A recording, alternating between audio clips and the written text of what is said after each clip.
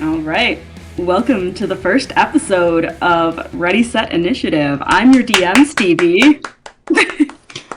Thank you. I'll go first. My name's Mark, and I play Dante.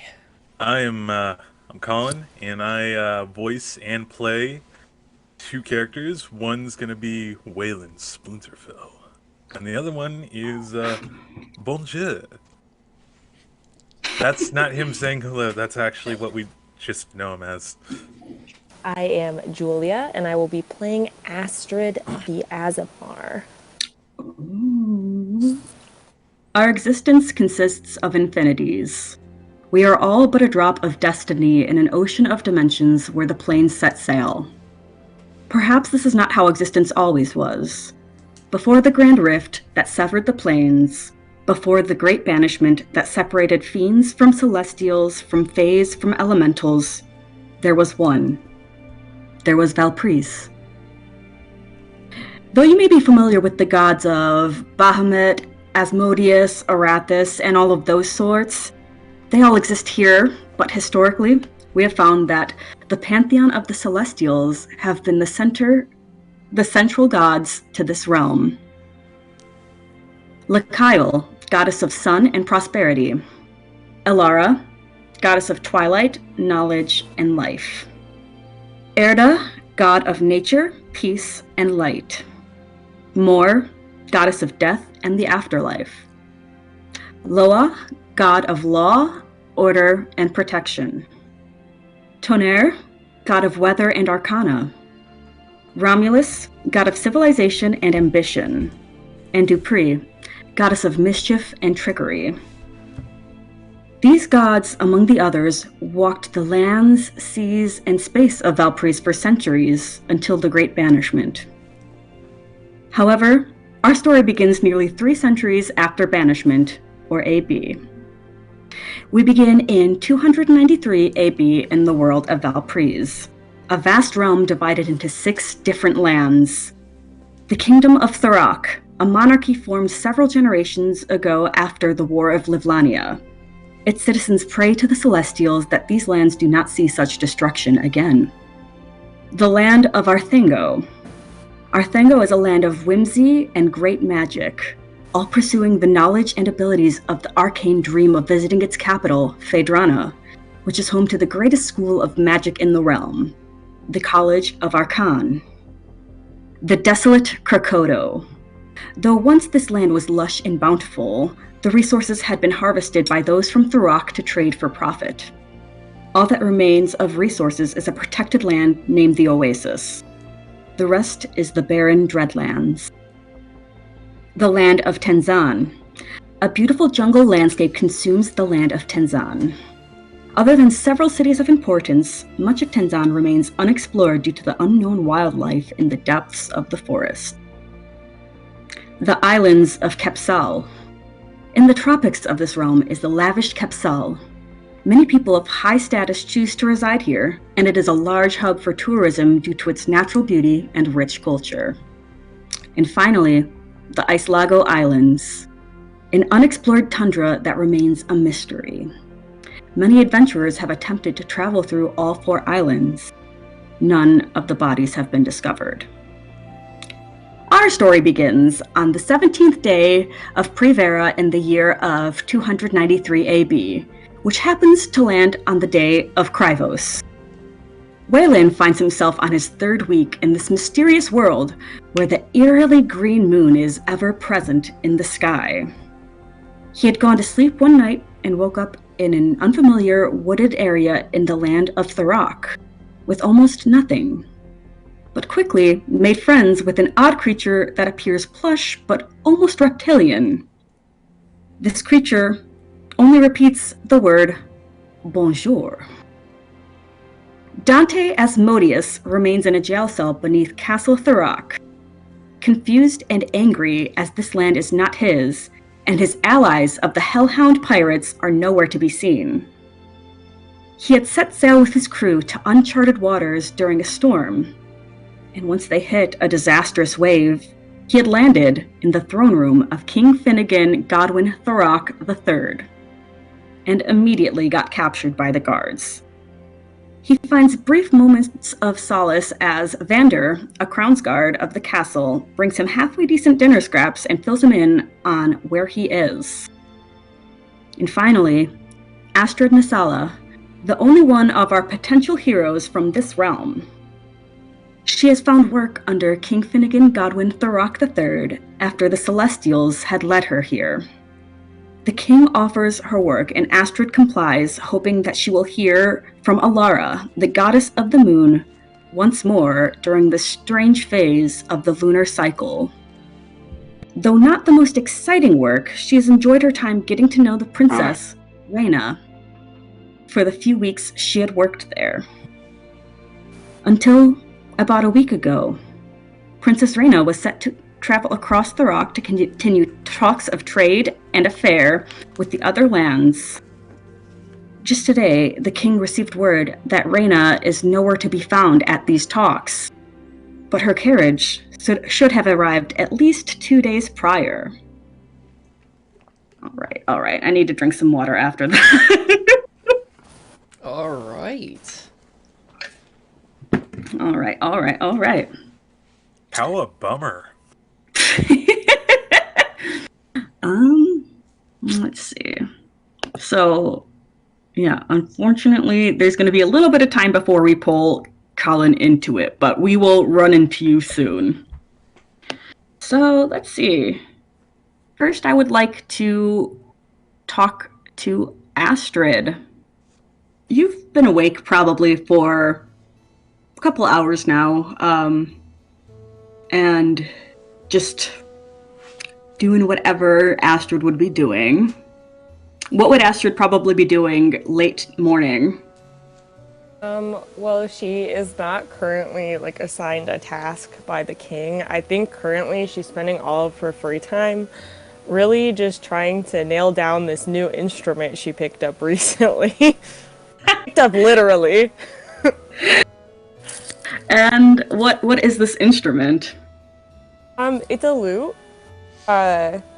We describe it, but I feel like it would be better if if we had the previous owner of previous said owner lute. of said lute describe it. So this lute is it's a little bit bigger than your standard medieval lute. It's sort of got the heavy metal V guitar shape on the end, and it is painted bright cherry red with white accents on it, and there's a strange hole on the bottom that you don't know what it connects to, and there seems to be a cord or a plug coming out of it, but you wouldn't know that this is a amplifier cord. In this world, Astrid wouldn't even know what a chord is. The funny looking lute. And before I intervene and give you a little bit of stuff to do, can you please describe what Astrid looks like? Yes, I can. Astrid is 6 feet tall. She has shoulder-length curly red hair. 2 little space buns on the top of her hair. She has a tan, golden skin with freckles across her face, pink eyes. She's typically wearing her leather armor wherever she goes. It's just standard run-of-the-mill. She wakes up in the morning and puts it on. That would look like knee-high black boots, heeled black boots, leather pants, a zip-up leather tunic that kind of has a long front and back, but it has slits for her legs so she can easily move. A tight leather corset, and then a cropped leather jacket. And then hanging around her neck is her amulet, her religious amulet, and that is a silver half moon with a little black stone in the center. Awesome. And you said that you are taking the time to practice and learn how to play the lute right now? Mm-hmm. All right, and in our session 0, I said I'll need you to make a few more successes with this. So can you roll a performance check for me? Yes. Oh, sorry, that was cocked. What song are you trying to learn? She's just like playing random chords right now. She is learning the basics so that she can actually learn a song. With my performance, that's a 16. 16. Not bad. You managed to pluck a few new chords, and it doesn't sound half bad. You're pretty satisfied with how it's sounding. In the middle of this, you hear a knock at your door. She will go up to the door and open it. You open it, and there is a elven, half-elven man with short brown hair, light blue eyes, wearing some lighter armor than you would expect for a Crown's Guard. However, he's one of the internal guards, so less armor is needed for that. And you see that he is wearing a symbol of the royal family, as all of the guards do. And he just kind of like smirks at you. That's pretty good. That's pretty good. The king sent me to come get you. For what? It's not really my business what you have between the king. I mean, if you want me in your business, like, that'd be cool. Oh, yeah? You'd like to be a part of my business? I mean, you're beautiful. Like, who wouldn't want to be? His face like gets bright red, and you can tell that this is like an older teenager, like fresh adult, like kind of guard. She kind of smiles at him. Oh, you flatter me. Let me go grab my things, and we can head to see the king. But like, am I in with your business? Oh, we'll have to see. It's still up in the air. Okay, cool. Just let me know when you're ready. I'll be here. Yeah, I'll make sure to find you. What's your name again? I'm sorry. So bad My with name, names. it's Darian. Darian. Oh, it's so nice to officially meet you, Darian. Well, I'm gonna grab my things. We've met before, but I just, you're beautiful. I was, sorry, hi. We haven't met before. Let me go grab my things. And she'll walk further into her room and grab her Morning Star and kind of like attach it to her belt. What's your passive perception? 16. When you go to grab your stuff, you kind of hear like a light thud against the wall, and once you grab all your things and exit the door, you just see Darian with his head, like forehead up against the wall. She slings the loot like over her shoulder, and she'll follow him out. She also grabs her bag and stuff. She assumes she's being sent somewhere, so she grabs all of the essentials. All right. The two of you start making your way through the well-lit corridors, and at this moment, Darian is just silent, face still bright red. You glance over at him, and you briefly, like, connect, making eye contact, and the minute you do, his head, like, snaps to the side.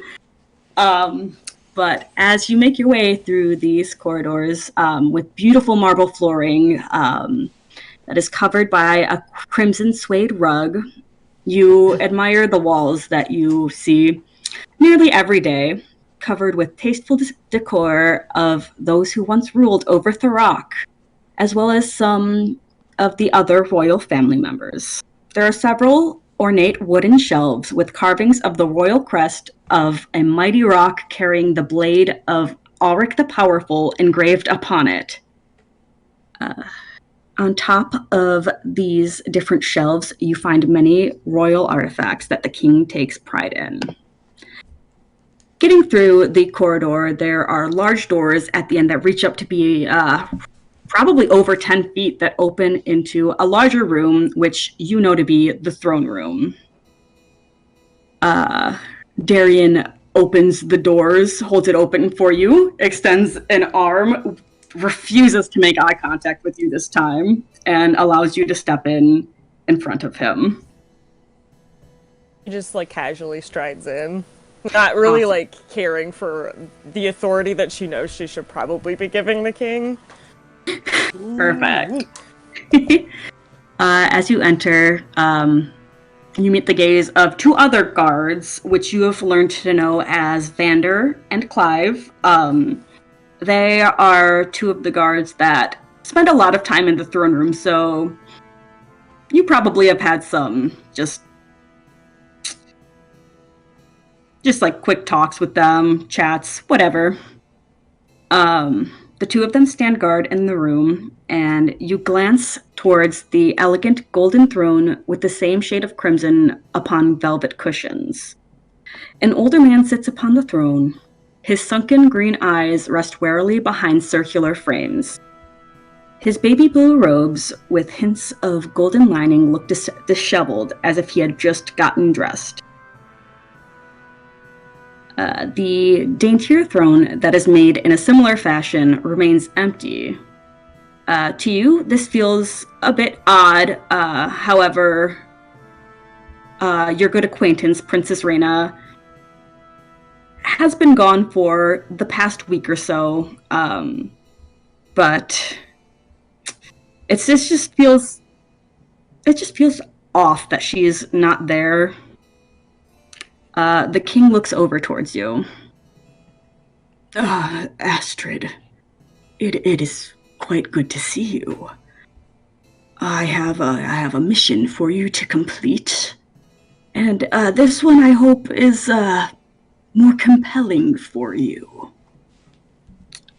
Reina, you know, has become an avid follower of Alara due to your tutelage, and you know how she has gone to talk for the kingdom about trade with the other lands. I received word that she has not shown up to the conference, and no one knows where the carriage went. Missing. That is what my guards have told me. Can I give assistance in this matter? I was hoping that you would be able to go out and look for her, take the same route she went on, and hopefully find her. Your wish is my command, Your Grace. His jaw tightens at the way you speak to him, but he also knows he is in no shape to fight back at this, as you are one of the few people that would take this journey, especially for little to no pay with it. I am so glad you are so eager to find her for me. I thought you'd be a little bit more serious about it, as she has told me that she values your time together, but Celestial, save me. I do value my time that I have spent with the princess. I would never not take her safety seriously. I suppose that I should send you some aid with you, as this is a long journey and can be a bit dangerous. You remember our new prisoner, correct? One that just appeared. Yes, the one that just appeared a couple weeks ago. She kind of taps at the loot. Just gonna rub it in. Yeah, damn it. Vander has had talks with him and claims him to be harmless. I do not know, but I trust Vander's judgment. And we will not tell him all of the details, but if he is successful in this mission with you, we will allow him his freedom. However, if he steps out of line, you have full reign and authority to kill him. I would never do anything against your will, Your Grace, so it would be my honor to be your executioner. Wonderful. Well, do what you need to do to prepare. And meet me back here in an hour or so, and we will get everything together that you need. But, by the way, my daughter told me that you have shown her some healing magic. I want you to have this just in case anything goes wrong. And he pulls out a large diamond and hands it to you. The diamond is worth about 300 gold pieces. It is for you to use on someone important. Please do not the prisoner. Yes, do not waste my resources on that devil scum. We're on the same page. All God right. damn. Fucking run underneath the bus. All right, and we're gonna move on towards Dante.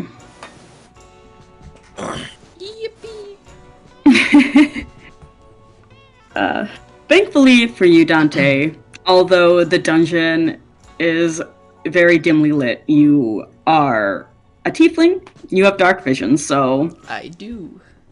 it is not super harsh on your eyes while in this area.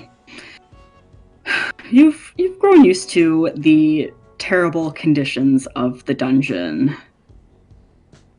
The stone floors being constantly chained to the wall, a poor stack of hay as a bed, and a very, very thin blanket, and a bucket in the corner for your excrement. Although you've had Vander coming down, giving you scraps of food and fresh water, you are still not in your best shape. You are definitely thinner than when you first showed up in the castle. And you hear footsteps starting to click against these stone floors, coming closer and closer to you. What do you find yourself doing most of these days that you have been spending here for the past 2 weeks? Plotting revenge. I've had a lot of time to just sit and think, and I have done a lot of sitting, and I have done a lot of thinking about what I'm going to do as soon as I'm out of here. I've probably been trying to contact any of my crew members, or my father, but I know that I need my special gizmo for that. You know, I've sort of been trying to focus really hard about, like, popping the chains off, but I have not been able to do that. And then sort of just, like, muttering some songs to myself to pass the time. What songs? It's, you know, I know it's not my turn, but I really wanted to know. Sea shanties? Yes, a lot of sea shanties, some hard rock, some heavy metal. Michael Jackson? Not exactly. All right, so you hear the footsteps coming closer and closer. What are you doing at this particular moment? I'm paying no mind. Like, my eyes might barely look up, but just not moving. And before I let you know who is there and what is going on, please tell our viewers what Dante looks like. Yeah, so Dante is a tiefling. He has this sort of, like, dark red skin, black irises. No, the whites of his eyes are black with gray irises. There we go. He's got these two horns that sort of curl back on his head, sort of like shoulder length. Well, at this point now, like, very greasy black hair. He's wearing sort of this like, very billowy pirate-esque shirt. He's got a long, sort of, like, almost trench coat, leather jacket, with some spikes on the shoulders. And then he's got basically fantasy Doc Martens. Fantasy as Darth boots. Martens. These, like, really shiny and polished leather boots. Baby seal leather boots. Exactly. And then sort of, like, a couple more belts than you think would be necessary, sort of strapped around his waist, and, like, maybe one is a bandolier. And I know you mentioned that he has greasy hair, greasier than usual, but let's face it, his hair is greasy all the time. He's that kind of guy. he's a pirate, he's a sailor, he doesn't exactly... He's a pomade man. Wash with clean water all He's a Dapper the Dan time. man. Mm-hmm. I want Dapper Dan. As the footsteps grow closer, you hear the clanging of metal armor. Many of the guards know better than to go near you without being in decent armor due to the outburst you had when you first landed in the throne room. Unfortunately for you, knowing that it is heavier plate armor, it is not your friend Vander. Oh, God damn it. Let's get this over with. How close are you to the bars? Probably as far back in the corner as I can be. Especially since I hear this guy coming down, I would definitely scooch all the way back. Okay. Smart move, because as he comes into view, you see him about to, like, kick his foot in between the bars, but then notices that you are further back. You have overheard Vander talking to this guard, Clive, who is a lot harsher than Vander. Does a 17 hit? Yeah.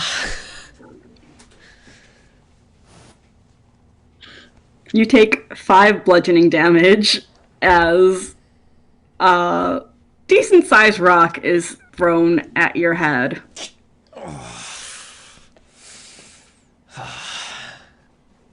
First damage of of the entire playthrough. It was a rock hitting me in the dome. Now it's time Devil to acquire boy. the paint. Devil boy, the king wants you. I'll sort of lean forward, but not really say anything. We're letting you out, I guess. I don't know, I don't pay attention. I mean, I'm still having you chained as I take you up, but man wants to talk to you before we let you go or whatever. Whatever. Just get it over with. And he opens, he takes out a key and unlocks your cell. He kind of like looks at you with this ill intent in his dim green eyes. This man, Clive, is human, probably upper 20s, with kind of like buzzed blonde hair. He is a little bit shorter than you, but a lot bulkier than you. And he looks at you, crosses his arms a little bit. You want me to carry you or something, princess? That would actually be really nice. Seriously? Why not? My hands are tied. It's not like I can go anywhere. He pulls out another key, unchains you from the wall, but you're still in these manacles. And he roughly grabs you by the arm and like pulls you up with very little care of your well-being. Ooh. You know, I like it rough. If the king didn't want to talk to you, I would kill you right now. You can certainly try. I want to get like right up in his face when I say that too. Does a 16 hit? Yeah. Take 2 bludgeoning damage as he just thumps you on the head. Please, my grandmother hits harder than that.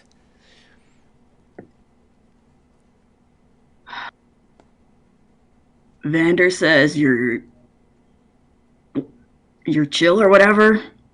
This is chill. What do you mean? Yeah, he roughly pulls you by the manacles through the dungeon, which you grew accustomed to it, but as you go up...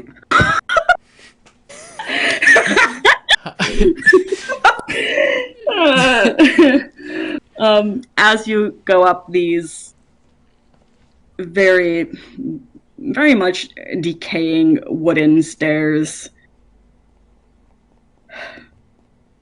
half hoping that they break under the weight of Clive. And you get up into the actual castle. You notice how nice the castle smells and realize you have just been inhaling feces for the past 2 weeks. Sorry, Julia. Oh, brother. But he continues at a quick pace, dragging you along. And after turning a few corners, you enter the throne room. Astrid is not in the throne room at the moment. She will be joining in a little bit. But you see Vander standing close to the king. Vander smiles at you gently. His kind blue eyes are small glimmer of hope that you have seen for the first time in weeks. But beside him, the king looks as stoic as ever. Would I have seen the king other than when I first poofed in? No, you probably haven't. You probably only saw him that one time, but thank you, Clive. You may... Never mind. I would like you to continue to hold on to him. I'll sort of I'll like, not as so loud that he can hear it, but just so like Clive hears me, I'll just give up. Vander looks at you like eyes wide, mouthing.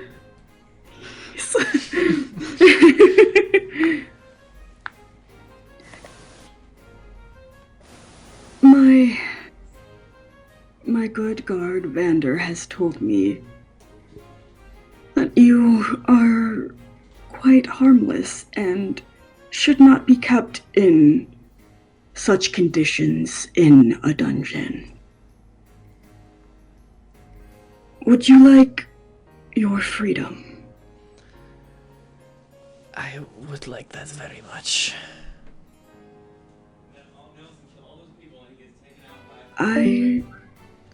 I will grant you your freedom,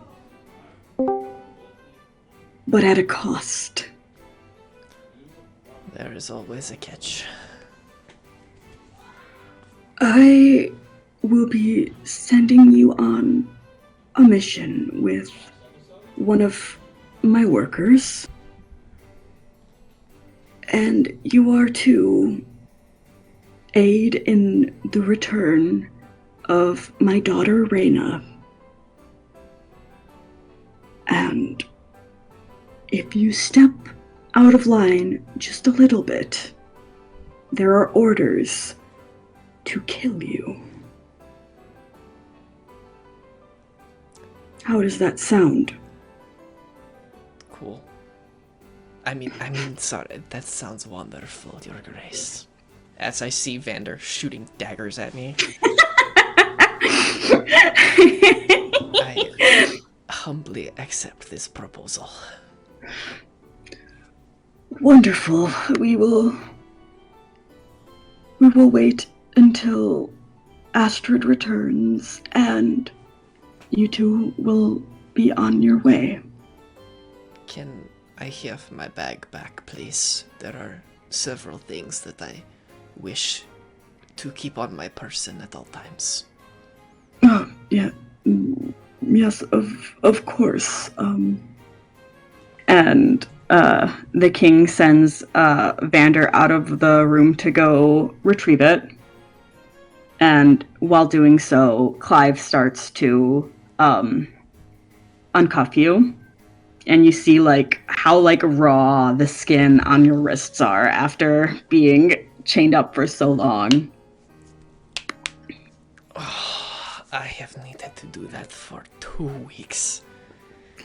And probably immediately after he unlocks the manacles, you see him shift his weight and move away quickly from you. He reaches for his sword. I'm just messing with you, big guy. I don't know how much I believe you, but... Cross my heart and hope to die. Yeah, I fucking hope so. But as y'all are doing this banter, Vander walks in with your bag, and approaches you, hands it to you. I know it's not the most ideal, kind of arrangement, but it's something. I told you I'd get you out. Hey, Vander, I truly appreciate what you have done for me. I will make it up to you. You have to trust me. You don't owe me anything. It's fine. Vander, Vander, what is your monthly salary here? Working as a Crown's Guard. He kind of like brushes his like long brown hair like behind one of his elven ears and like kind of like starts counting on his hands.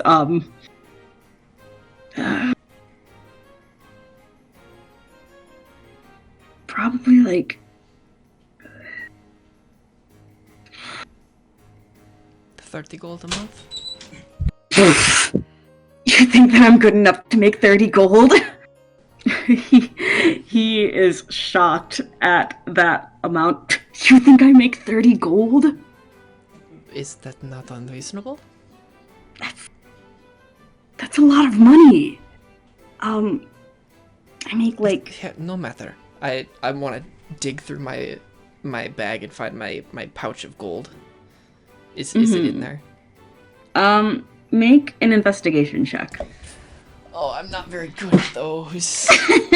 I'm not smart. You're the bard. You're supposed to be good at random skills. Yeah, but not the intelligence ones. Int dump. That's a Am I the only one who one. didn't? Oh my god, am I the only one who didn't? Wait, no, that's a 2 plus 0. 0. 2. I can do math just about as well as Dante. That's a 2. Oh my god. So rather than rummaging through your bag, you take it and dump all of the contents on the floor in front of you. That's fine. And you find the pouch of your money in there easily by pouring out its contents. Is my money in the pouch? Yeah, your money's in the pouch. Okay, I'm gonna count out 30 gold and press it into Vander's hands and sort of like put my hand over his so that he's like forced to take it. And I go, "Sir, for your kindness that you have showed me, even when you did not have to, you were going to take this. I don't His know eyes if widen. my money is any good here. You know, different dimension and all that. I don't even know if I'm in a different dimension. Why did I say that? But you take this. You buy your family something nice. Okay? And you are always welcome as a hellhound pirate." You really, you don't have to. Dante. Do you need this money? You learn many things when you are a pirate, and you gain and lose vast sums of money very quickly. So, it is always good to use it when you have it, and I would like to give it to you. Make a persuasion check. Okay, that I'm good at.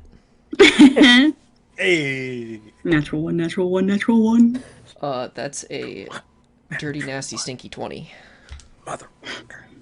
Wait, are we allowed to curse? Yes. Yes, that's fine. Fuck yeah. Damn it. Vander looks at you. You almost notice like a tear starting to form in his eye, and he smiles. You're the kindest pirate I've ever heard of. But you have heard of me.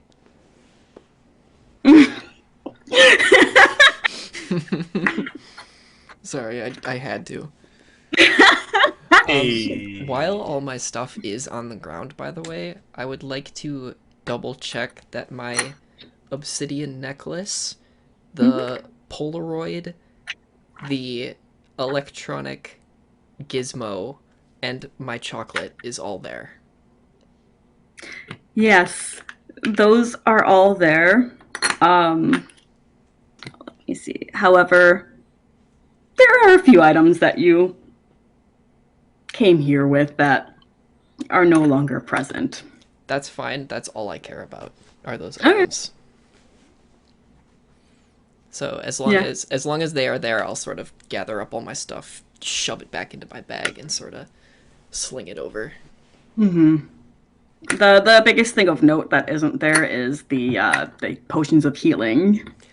I figured I wouldn't get to keep those, but that's okay. You tried, buddy.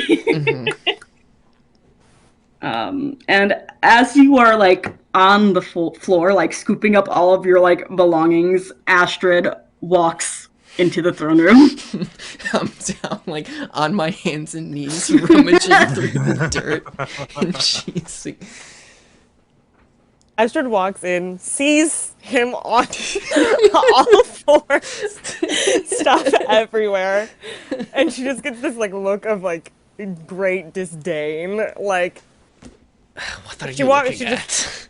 She walks straight up to them. This is who you're sending me with? Astrid, please.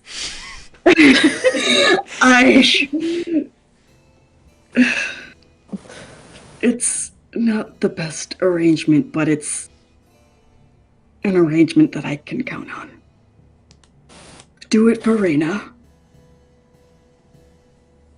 She, like, kind of sighs, and then she looks at Vander. You are saying that he isn't going to do anything bad, correct? That's your assessment of him over the last 2 weeks? Yes, he has been very kind to me. He is food motivated. And I want to slowly unwrap one of my chocolate bars and start just slowly eating it in the background. It is the devil's food. I love it so much. Anyway.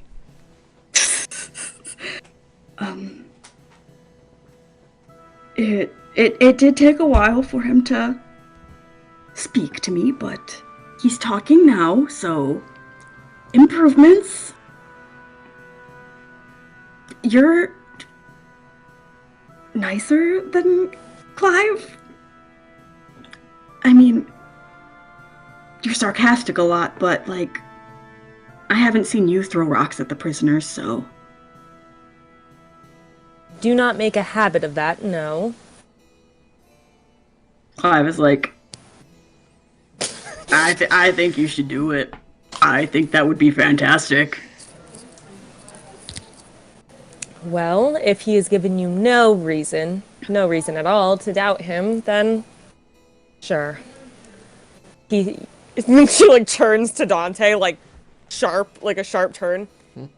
1 foot out of line, and I will kill you. And I will take great joy in it. I would like to see you try.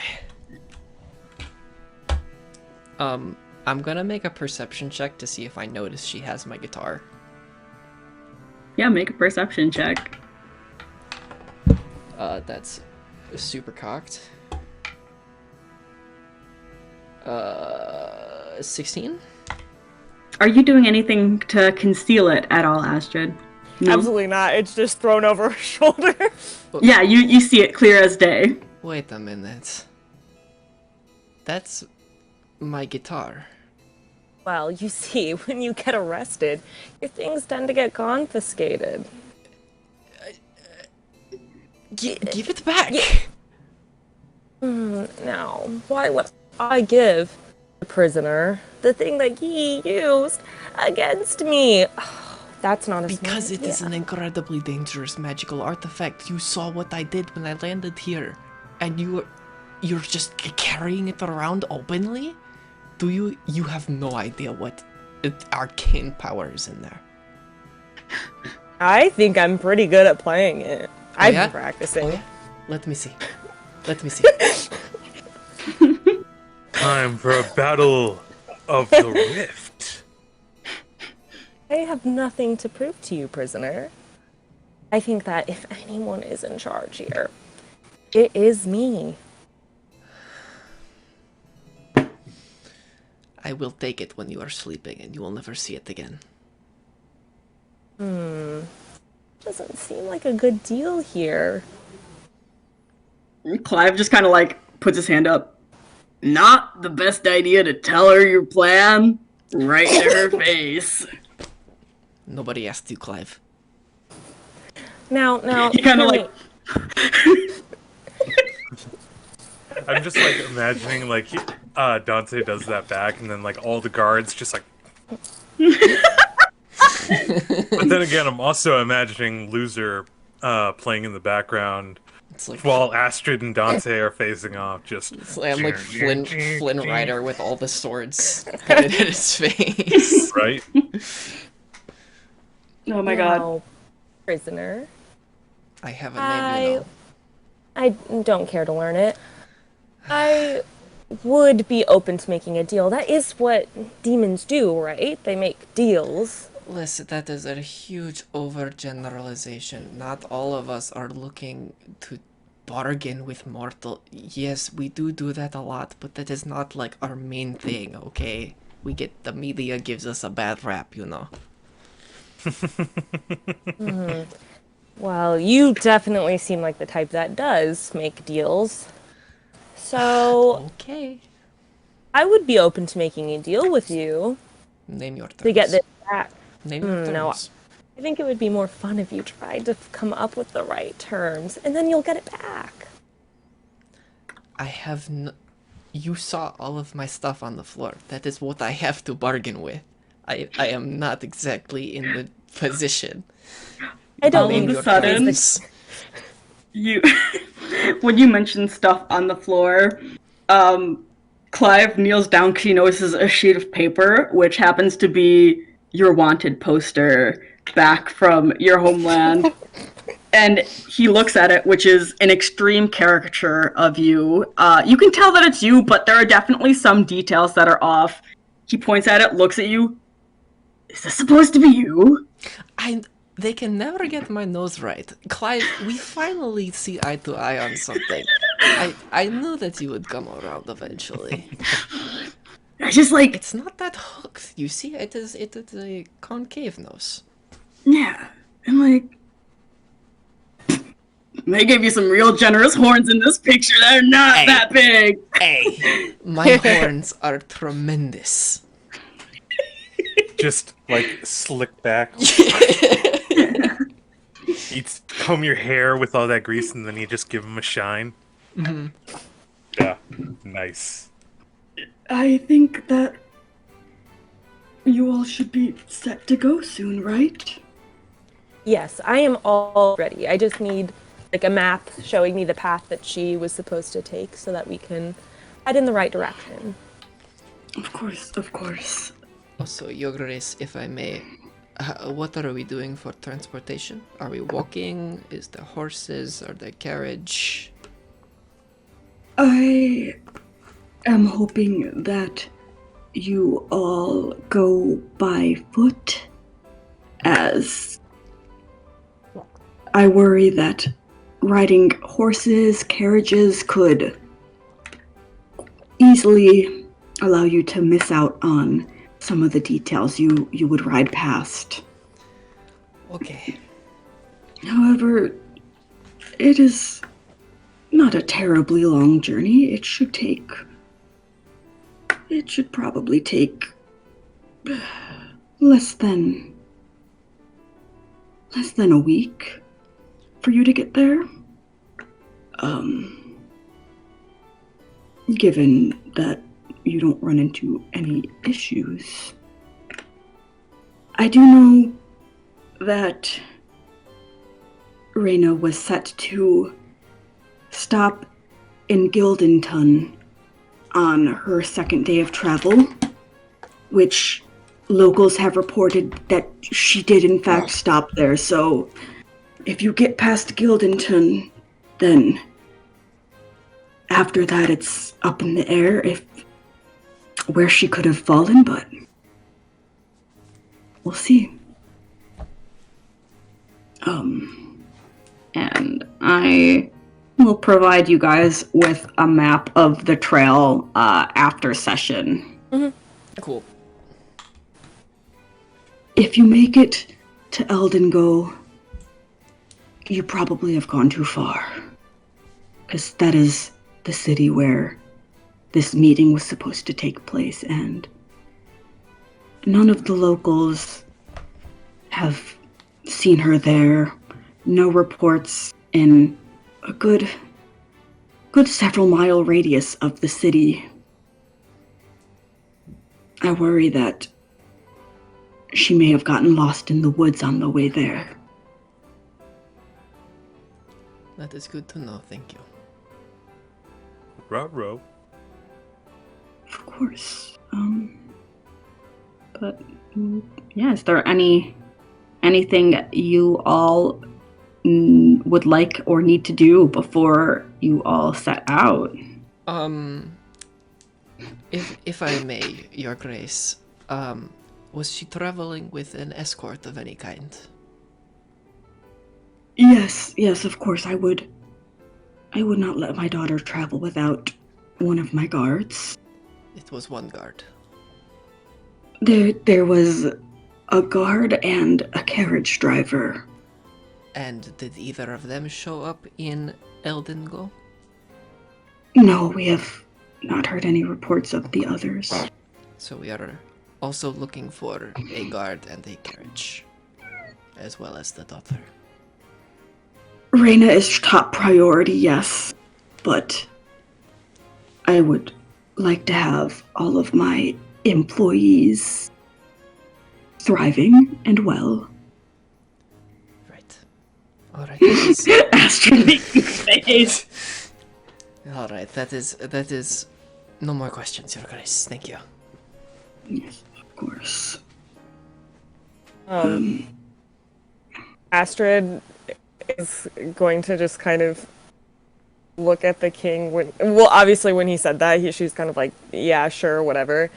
But she's kind of doesn't want any more information. She just wants to go find Reyna, so she's going to do like an opulent bow, like over the top, and start heading towards the door.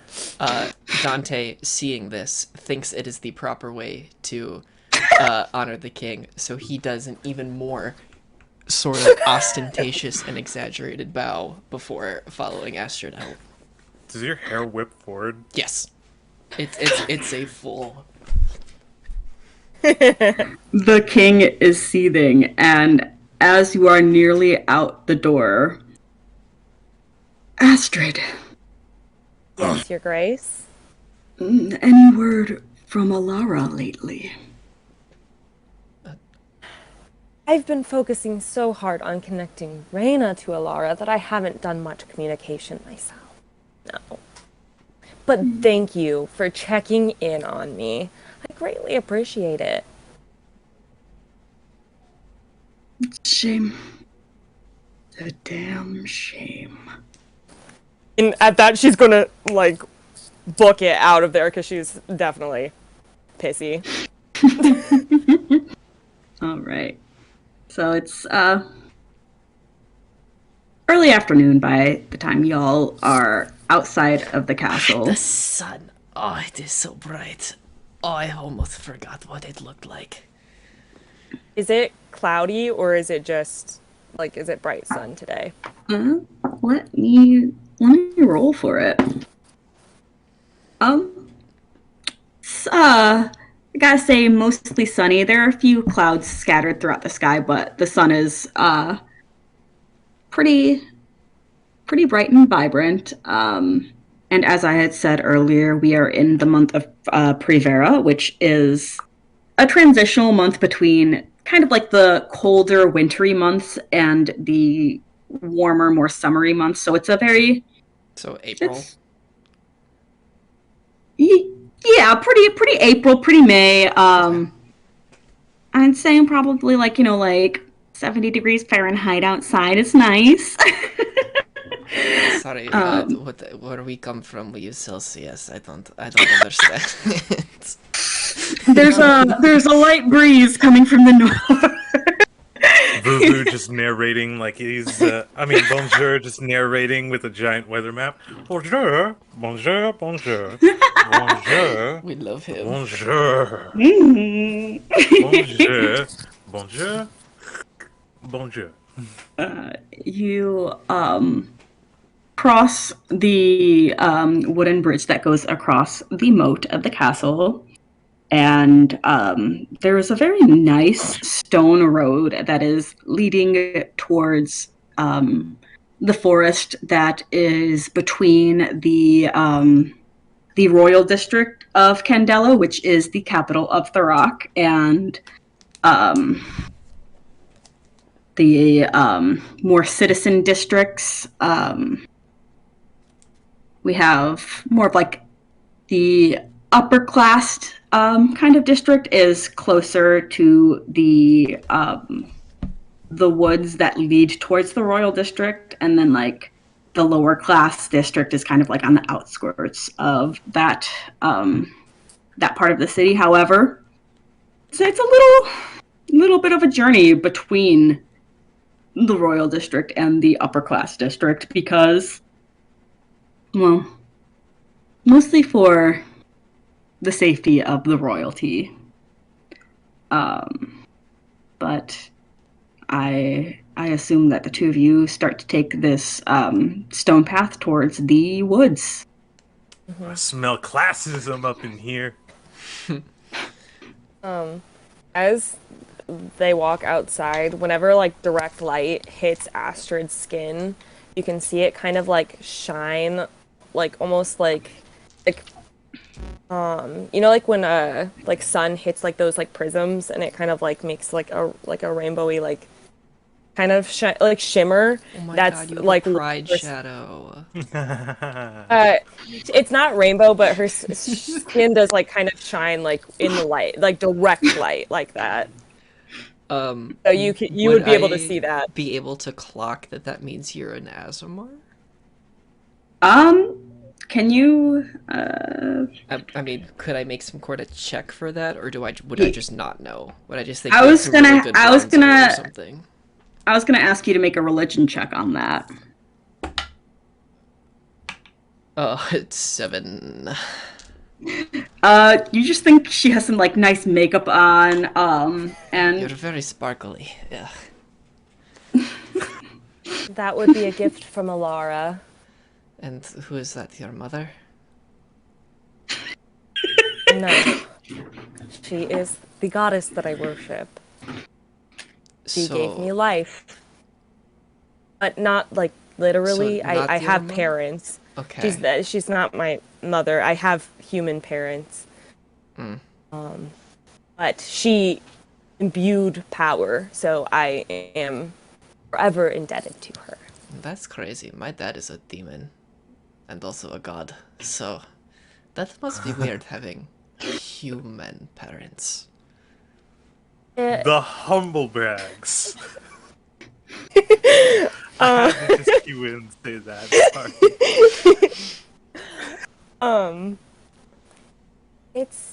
I mean, they're the only parents that I've ever known, so mortal parents are not. They must be so proud of you.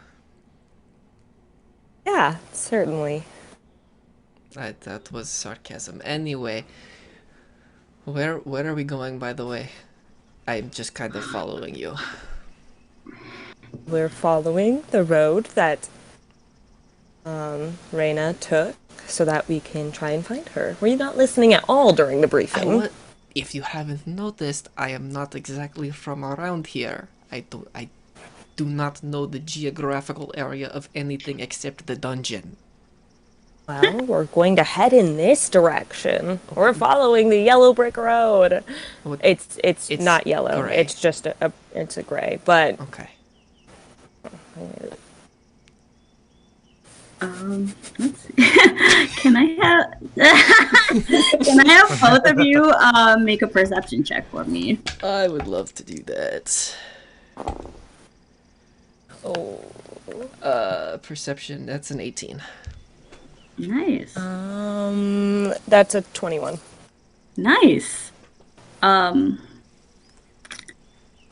Not to your surprise, Astrid, Noxio, the small green moon, is still full and eerily just shining in the sky midday, which, you know, Noxio is only supposed to be visible roughly 3 times a year, and it is a sign of bad fortune. And for this moon to be present for nearly the past month, constantly through day and night in its full form.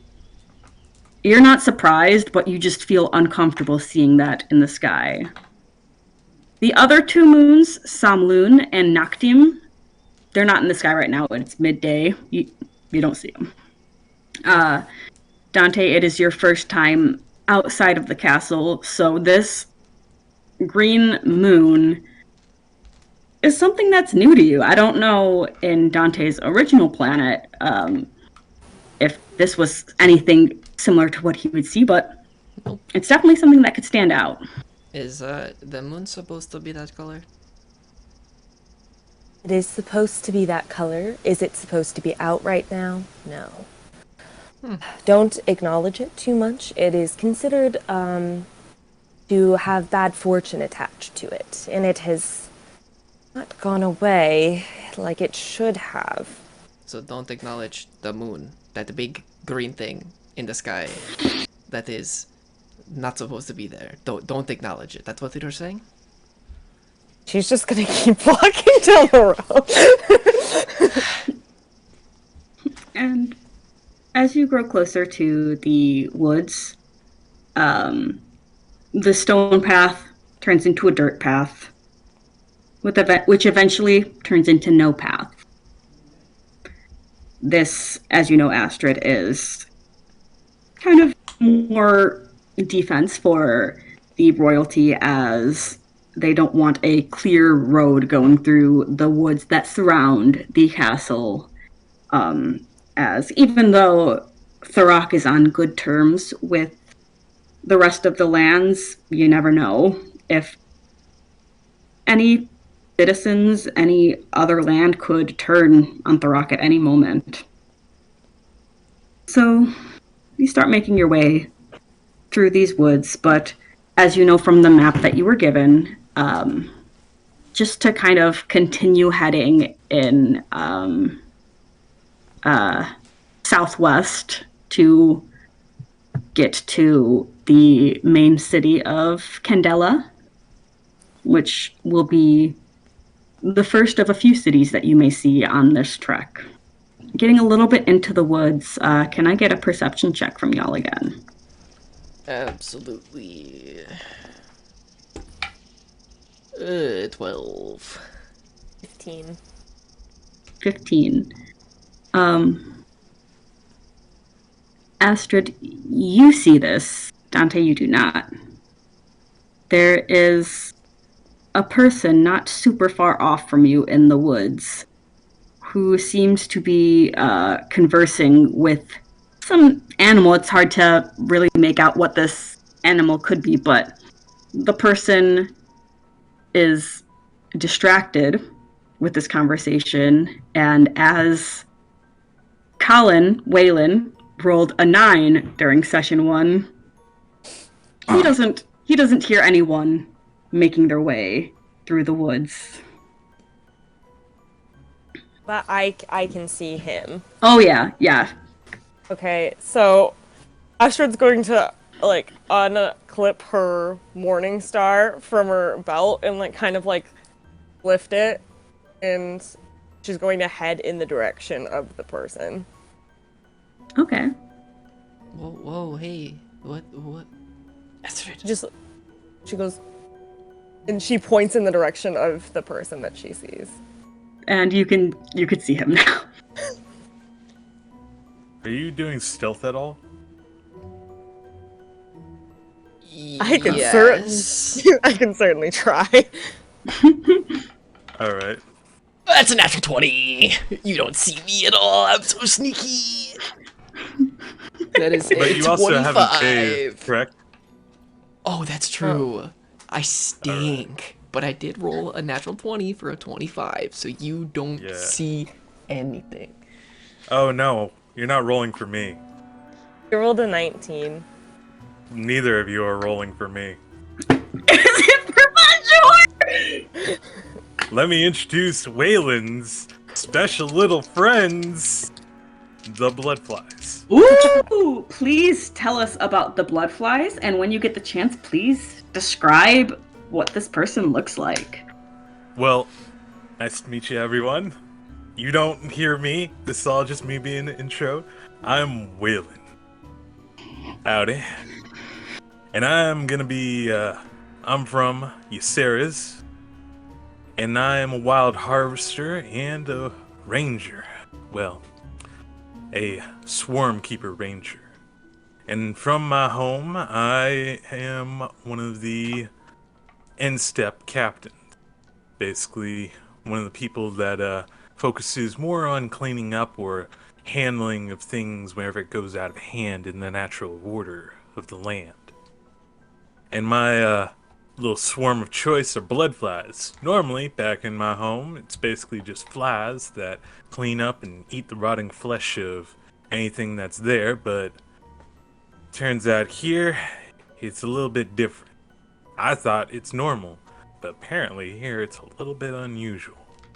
Blood flies are a special breed of fly that tend to jump into whatever creature it is, be it dying, sick, or rotting, and basically turn the flesh, the skin, into its own personal hive.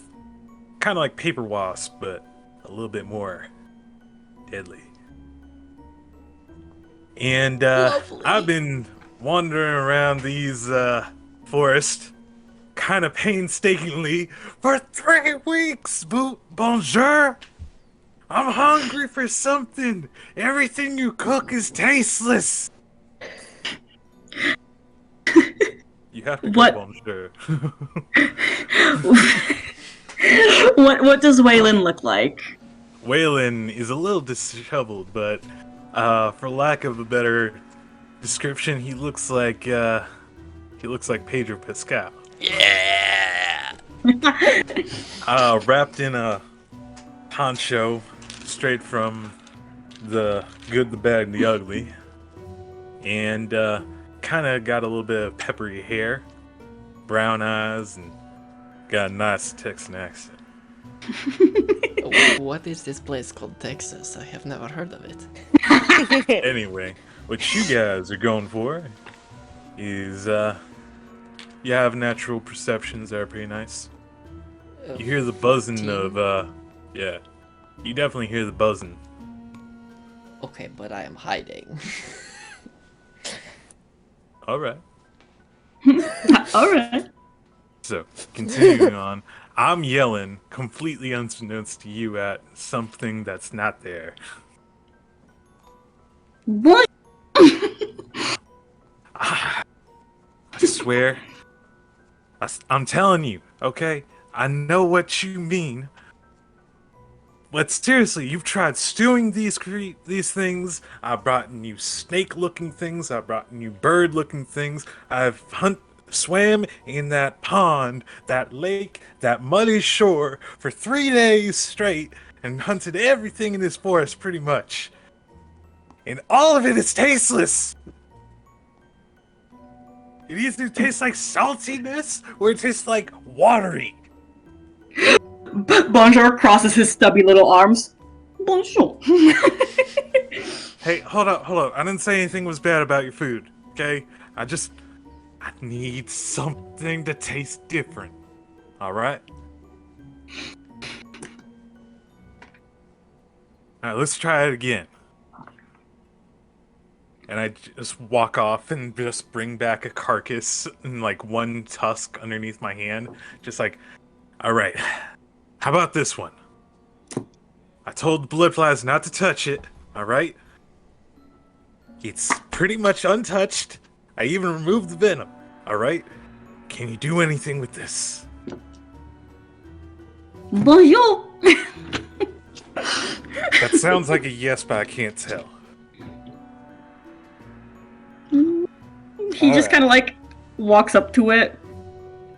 Just like it is massive compared to his little tiny size. He kind of pokes at it. Bonjour. Alright, I'll take it. I'll go get a fire started real quick. And what are my angel and devil doing? I am doing whatever Astrid tells me to do. I am not staying out of this. Astrid is approaching, and when she gets, like, close enough that she thinks that he would be able to hear her, she's going to be shout, "Who are you?" You are startled by this. This is like the first like humanoid you have seen in these few weeks you have been out here. You. I don't know who you are. Listen, listen. Empty your fucking bag. Empty your bag right now. Okay? Now- I will give you everything off that carcass. Okay? Everything. Just give me what's in your bag. No, not you, What? the one hiding behind you. What? I'm sorry. What? No. It smells good. Come on, I will give you Oh, everything.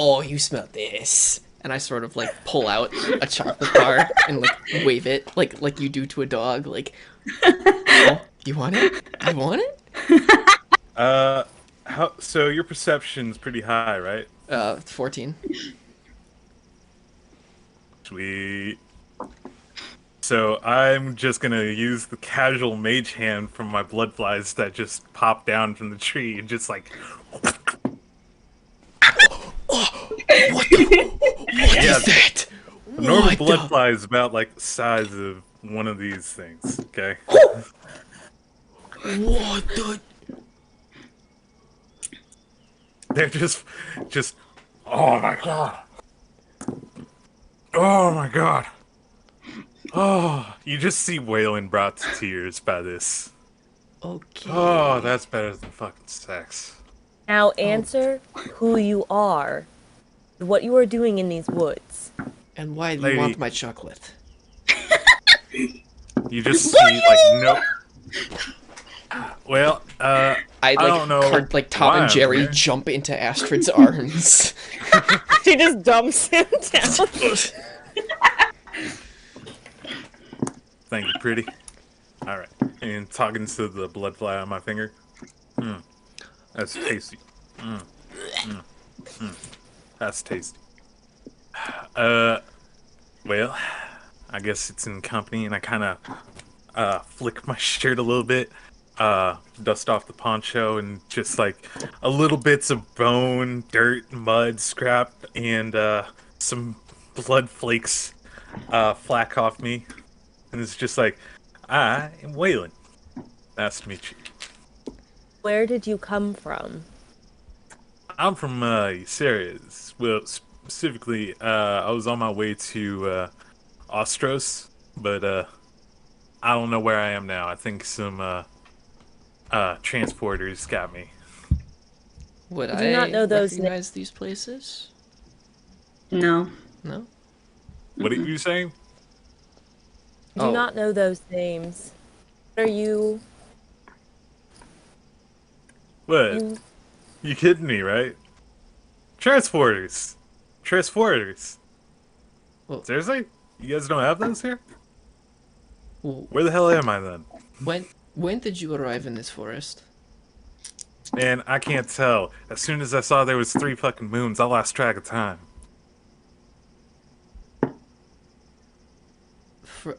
Friend, were you somewhere and then you were here? I took a nap and then found my hammock on the floor, and I don't know, by the time just rhythmic body clock, I'd say it's probably maybe 3-4 weeks ago. Anyway, Astrid, how long have I been in the dungeon?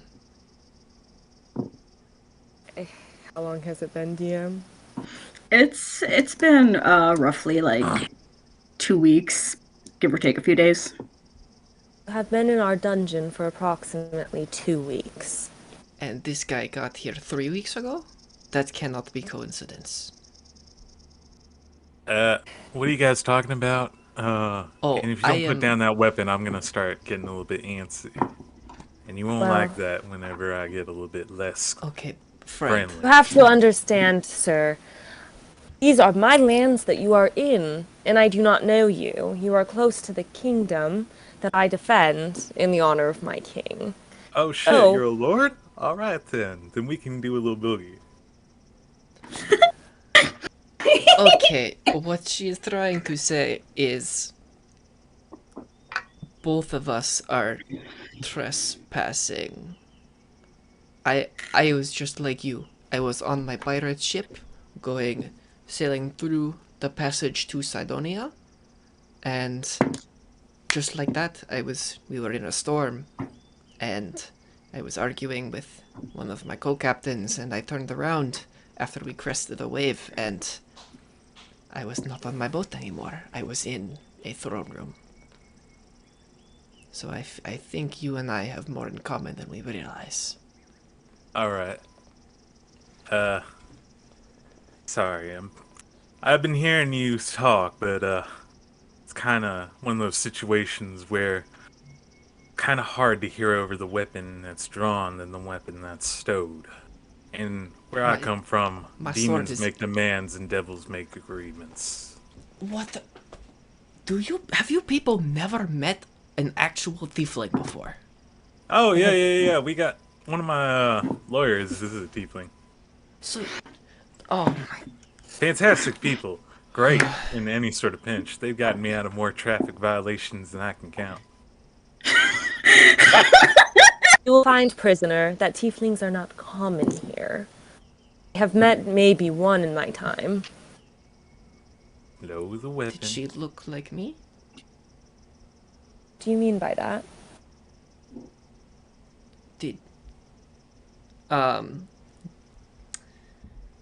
Dante's gonna... You might want to get... Bonjour, you might want to get behind me. Oh, put your goddamn mace away. You could... She'll store it back on her belt, but she's going to keep her hand near it. We will talk later about that. Kind of whistle and just... You see, now that's a little bit more company. Everyone, I don't know what his actual name is. I've just been calling him what he says. This bonjour. Bonjour! See me so move cute. my foot out of the way. Do Yeah, you bring I know. him? Do you bring this creature with you? No, I kind of just found him. I Bonjour. woke up and then, yeah. Yeah, he just, I don't know what he actually says. That's just what he repeats. And kind of been getting what he says. He's a hell of a cook, though. Bonjour. Astrid's gonna like study this little creature. Hey now, mind your manners. Introduce yourself first. My name is Astrid. Alright then. Bonjour extends one of his stubby little arms. Bonjour. she'll hold out her hand and kind of shake it between her her thumb and her finger. And my name is Dante, son of Asmodeus. Oh shit, for real? Bon- Alright then. Bonjour. Bonjour. Bonjour. Bonjour. Yeah, I think that just means, Bonjour. from what I've gathered, he's pleased to see you. Anyway, would you like some of this meat? It tastes like nothing. I am alright, thank you. Seriously, if you have any food, I will happily take it. I've been eating well, just not anything that tastes of anything. I'm kind of going insane.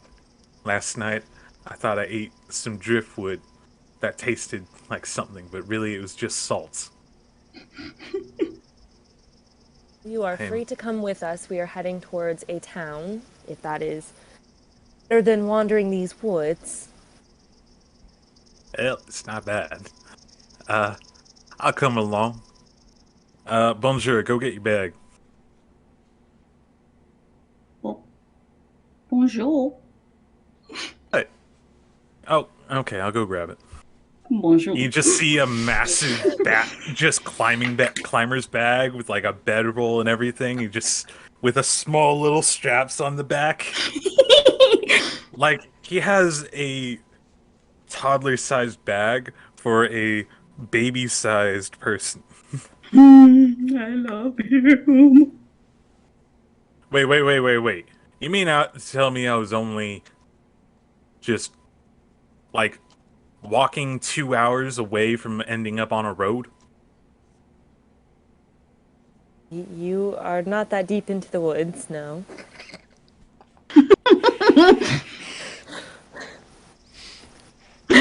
Bonjour just like nods. He looks down at Bonjour. And you didn't tell me anything about that. Bonjour.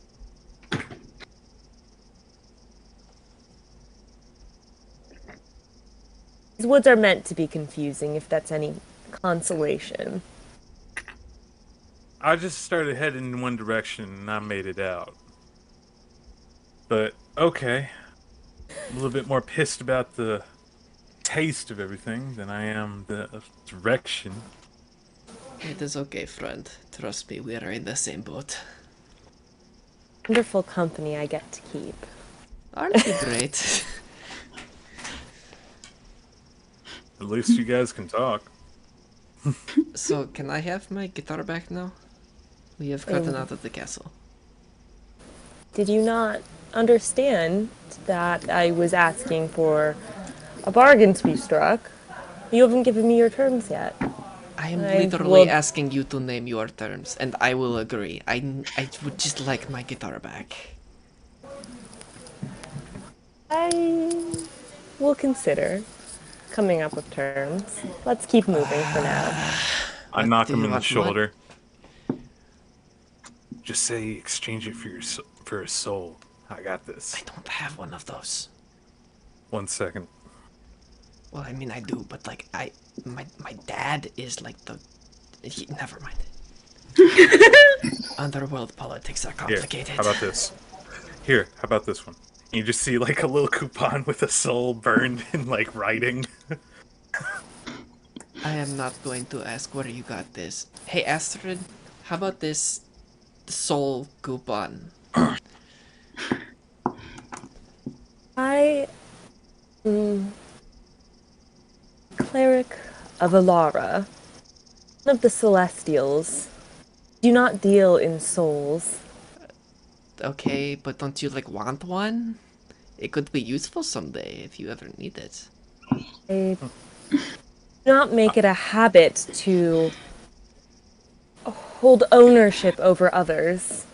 Oh, it's not ownership. We practically give these things away like it's candy back where I'm from. Even the demon is confused by this. Hey, what? You can Life take is this short back. sometimes. You can have it back. It's fine. I'll come up with something else. Man, what kind of hell and heavens do you guys have here? The normal one? What kind do you have? Well, let's see. Which one do you want? We got the one where the dragon invaded, and then we got the one where kind of crashed to the ground. Hey, Astrid, how far away from the town are we? You're probably like an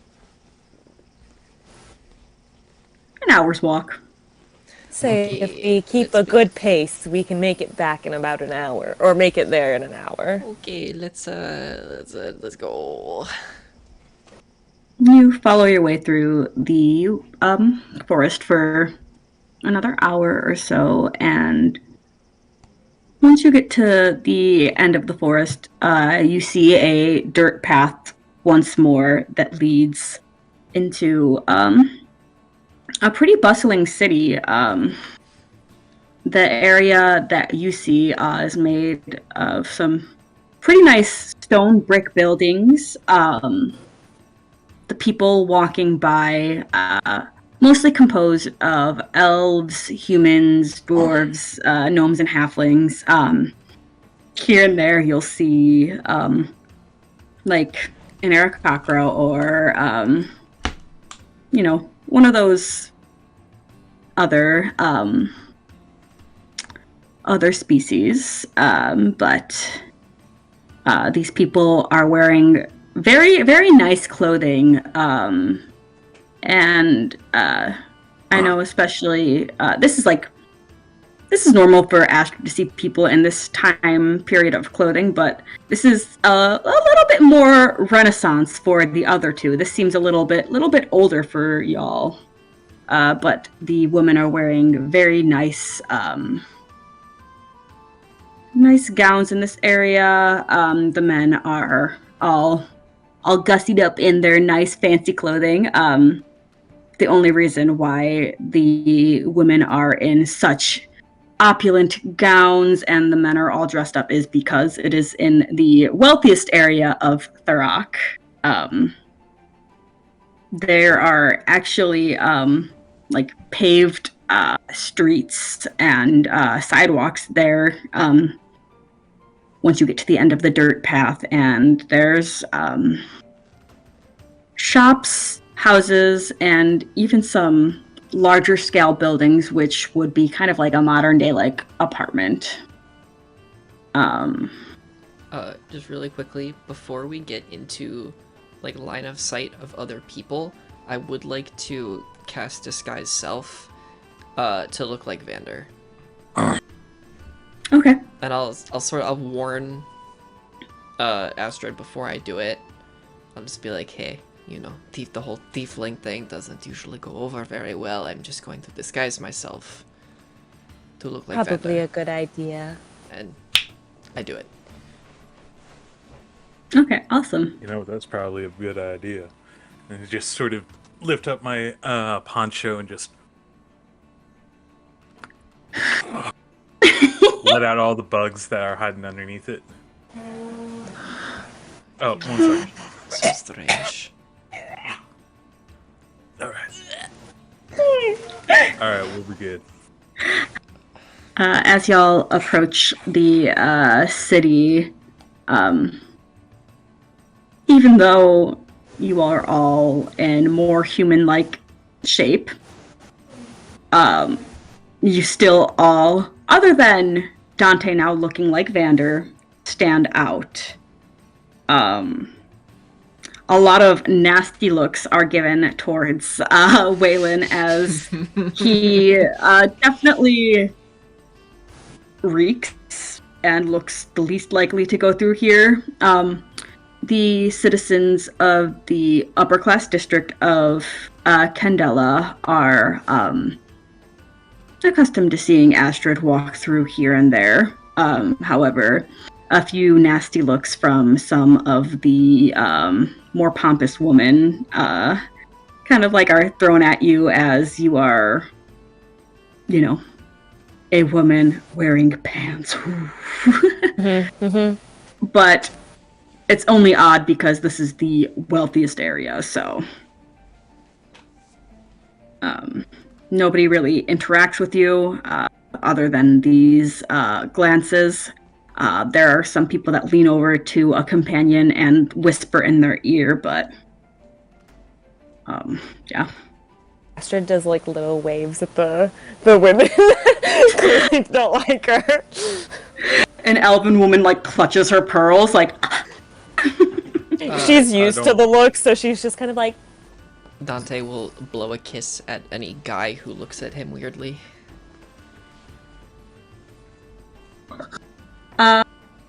There are not too many like odd glances at you because you are looking like a crown's guard. Oh, that's right. Yeah, but You just see like an old woman and like an old man, and then the old man just blushes as like the woman like, oh, sorry. And then me just like, damn it, I'm out of smokes. Ooh, you got anything? I mean, bonjour, you got anything? Yeah, I got you. And I'll sort of like reach into my bag and toss you a. No lighter though. It fell off when I was on the boat. It's alright, I got some.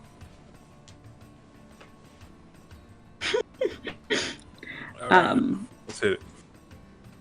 but as you've been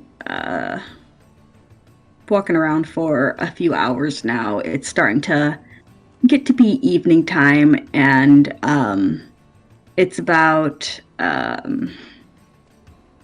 day and a half's travel to get to Gildenton, which is your next town after this.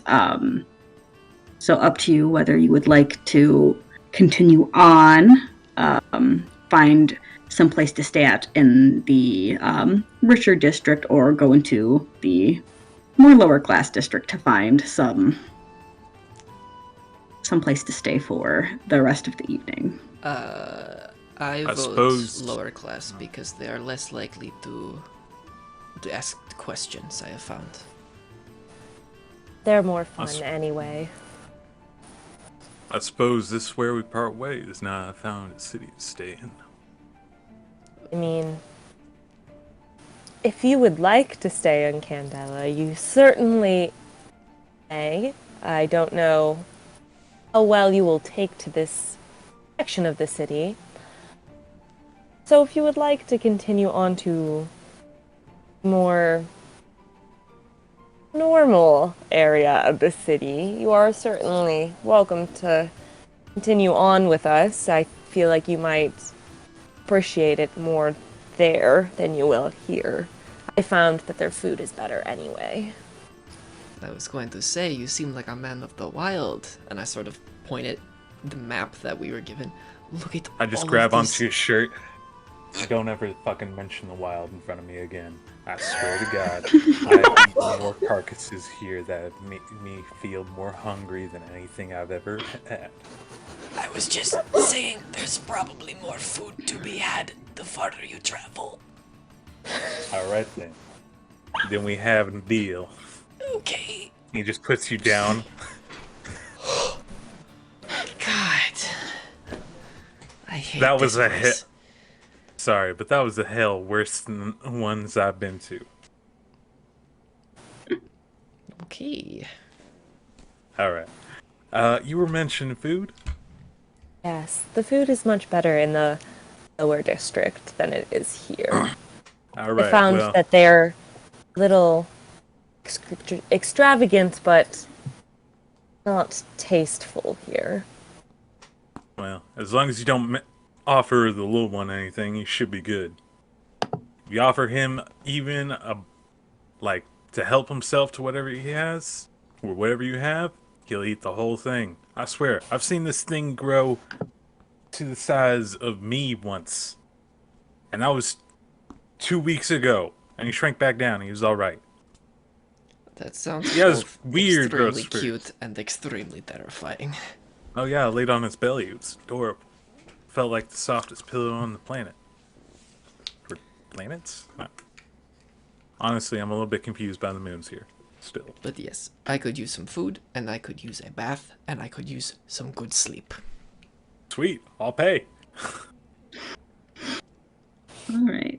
You all make your way down the road until the nice stone paved road turns into, once again, a dirt road. And the further you get the closer you get towards the dirt road, the less people you see nearby, until you kind of like cross over into the a little bit poorer area, and there are still some stone buildings, a lot more wooden buildings though. Here the population is still comprised of very similar species. However, their attire is much different. You rarely see a woman in a dress. There are a few wearing some skirts, a couple wearing dresses, but most of them wearing some more comfortable pants and tunic. The clothes are a little bit more tattered or worn, but by no means is anyone necessarily starving, but it's a lot less cozy here and a little bit more grit and hardworking citizens. I would also like to adjust my disguise to sort of match their clothes, just so like they don't think like a cop is coming into their poor neighborhood. You know, I don't want to like have that kind of vibe, so I'll still look like Vander, but sort of like matching the sort of clothes that I see them wearing. Okay, I'll allow it. Astrid, you notice like men gawking at you as you walk by, and a few women too. But there are some women who just still give you nasty looks. She'll wink at the people gawking at her as she walks past. She knows where she wants to lead them to because she's been to this area a few times since she's stayed with the king. Awesome. And you would be leading them to the Rabid Raccoon, a very fun tavern where a lot of the folk in Candela go if they want to have a good time, have some good drinks, decent drinks, but enough to get you feeling something, and some edible food, and hey, you get some free entertainment there with the amount of bar fights that you could see. But notably, it is cheap, and you have rarely had any issues when going here. Never any issues from the staff, more so patrons who have heard of you. She'll just walk in and look around to see if she notices anyone that she's seen before. One of the larger wooden buildings. You step in, open a very, very squeaky door, and a bunch of heads turn and look at you. There's mid-bar fight, like a dwarven man is holding like a gnome man with a arm ready to punch, and it's just the squeaking of the door just caught everyone's attention. The dwarf drops the gnome and just like is making googly eyes at you, Astrid.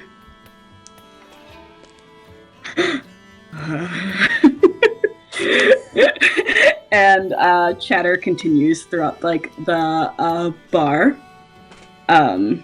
It's pretty packed. There's a fair amount of people there, drinking, eating. There is a human man behind the bar with bright ginger hair, though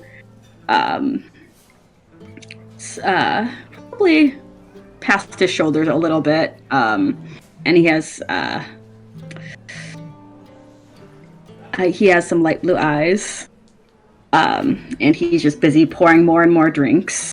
And then there is a staircase that leads to the upstairs, which you know, Astrid, is where the rooms are for the inn part of the tavern. It's lively, hopping. Astrid's gonna walk up to the bar. The man looks over at you. Astrid, it's good to see you again. It's great to see you again as well. You want your usual? Please. He pours you. All right. Pours two drinks. What is Astrid's drink of choice? Probably like a hard liquor of some sort, just like over ice. All right. Rocks, let's go.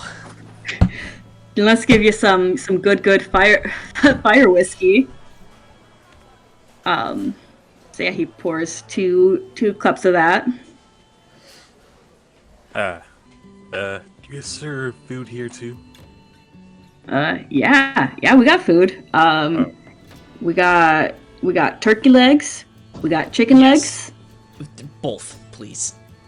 We got fish. We got beef. Anything that's a meat, all of it. Okay. Yeah, he's paying. Hold up, Just hold up, hold throw up. me on there.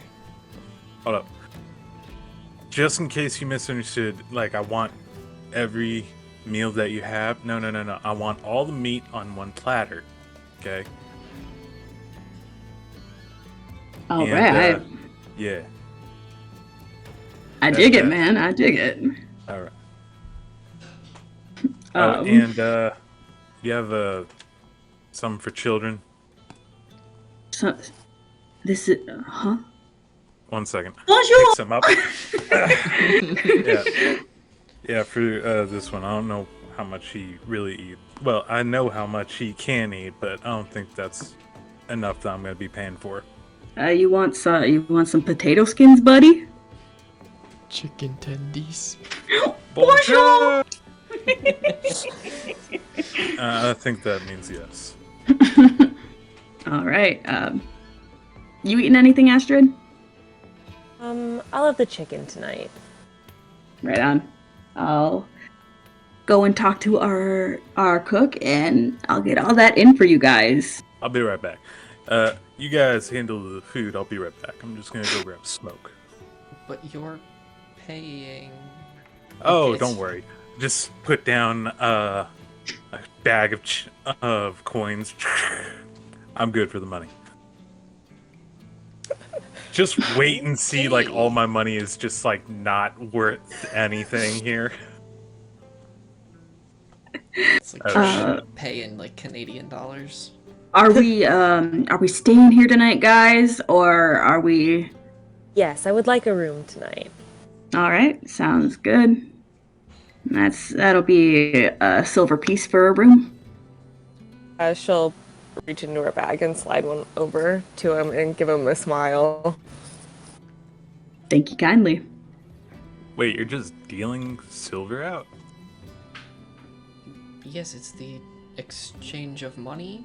Do you not for goods and service? We'll take a room, please, and I'll pull out one of my silver pieces and give it to him. Thank you very much. Sharing a room with him, or?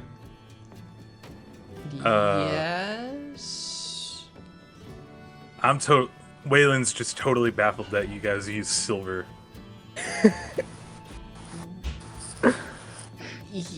Yeah, we'll share. It's fine. All right. Yeah, And as soon as the bartender is out of earshot, I'm gonna pull Waylon and be like, What do you mean silver? It is money. You exchange money for goods. What do you use for currency?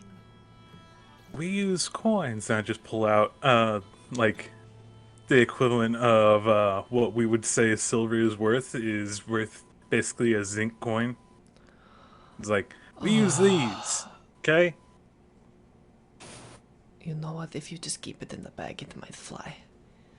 Alright. I mean, I don't know why you guys are using those. Those things are only worth good for killing monsters and creatures. Damn. What's the point of using it for currency? Do you guys not have issues with, like, Zekron bats, or... What? No? I do not know what you are speaking of. I'm going to go out on a limb and say no, we don't have a problem with that. Man, you guys must sleep so heavenly here. I mean, there are other monsters here, but we're in the city, so we should be fine for now. Have you ever faced down the terrible and mighty Electrodon? Describe it for me. It's like a shark, but it's like 10 times as big as a normal shark, and it has like electric spines all down the back, and it's got this gigantic mouth and a stomach full of acid. Don't ask how I know that. Oh, we don't have issues with those. But then again, I don't really hang around the sea too much. But we do have sharks. They just don't swim. And I'm gonna down my drink. Yeah, they fly. Usually across the Patch Mesa plains, but besides that, it's pretty much, it's not bad. It's An really terrible elderly- whenever it gets into storm season. Then we have cyclones and tornadoes. An elderly gnome sitting at the bar just is like listening to your conversation. Oh, you guys remind me of back when I was a wee lad. I fought a Tarrasque and I beat it. Insight check. Holy trash. shit. The fuck is a Tarrasque? Sounds like a rash you have. 22. He's either lying on purpose or it's just like old beyond his years that like he doesn't know what's going on. What's a Tarrasque? Oh, you don't want to know. Trust me, you don't want to know. I would like to see one again. I'll just pop, and bah. Well, I'm going anything to like the rest of them. give you a silver piece to stop talking to us. Thank you. now you're just giving it out? What? What the hell? You're at a bar and you don't want to talk to me? Yes. He's I'll have uncivilized. you know that I am a descendant of Ulrich the Powerful, and I can slay gods if I wanted to. I would like to roll insight on that one. Sir, trust me, you could not kill a god. Trust me, I have tried. My father is one. I have fought the god of destruction. I have fought the goddess of death. I have fought the avatar of the Phoenix Force. Trust me, you could not kill a god. I don't know what half those words mean. Are gods like, really some hot shit here? Yes. Celestials are the main pantheon of worship in these lands. Pantheon of worship. The gods are, how do I say, dicks. Maybe your father is.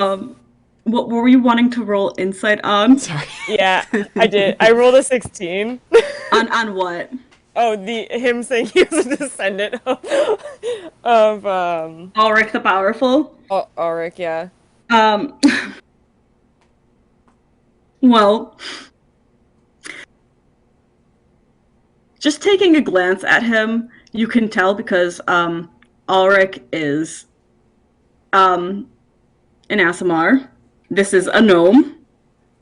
Ulrich has like a deep brown skin tone. This is a very pasty old man, white old man. So even if you didn't roll insight, you probably could assume, but you know that this man is just like he doesn't know what's happening, and he's had a few drinks. Yeah. No, gods, where I'm from, they're not exactly hot shit. Most of them end up being shown off on the, well, magical portals and such, just for viewing pleasure. My favorite one is in court right now, or at least he was. I'm not sure. I haven't seen the latest viewing, but yeah. He's always on an issue with child support. Gotta love keeping up with them. They're mostly just fucking idiots, in my opinion. That I can agree with. Here they are very respected. Though I would not go to earn my respect. disrespecting them too much. They will have to earn my respect. I'm gonna be with him on this one. Is it like dark out yet? It's starting to get pretty dark out, yeah. Okay. Lara's gonna finish the rest of her drink quickly. Astrid? Yeah. Yeah. Astrid's going to put her drink down on the bar, and she's gonna walk out. So she can do her nightly prayer to Ilara. And also catalog the moons. Yeah, you look outside, it's a pretty, mostly clear night sky, as it was in the day. Once again, Noxio, full, bright green. And, Samloon, which also does not have a full moon, but a couple times a year. It's probably very much very, very tiny sliver of a crescent. And I'd say Noctim, your pretty average sized moon, is probably half moon right now. Okay. And she'll hold her amulet and throw a quick prayer out to Alara, see if she's feeling talkative. What do you say in this prayer? She thanks her for her gifts and powers and her continued guidance through these trying times, and asks if she has any guidance that she can offer her in finding Reina, who Astrid is trying to convert to Alara's will. Successfully. Can you make a religion check for me? Yep.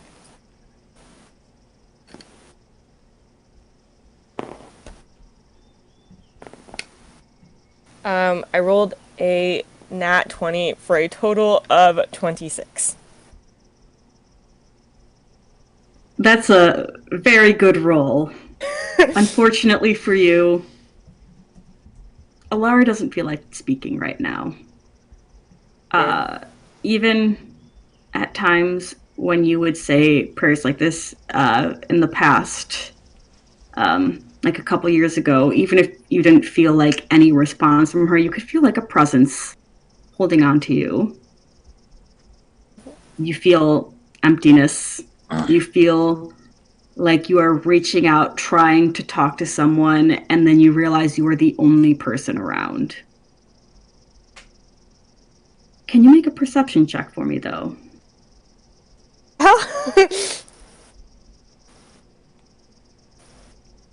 What is that total up to? That's a 7. 7? Yeah. Okay, yeah. You don't notice anything, really. Okay. You're just doing your prayer, with nothing really satisfying coming out of it. Okay. She'll head back inside after she's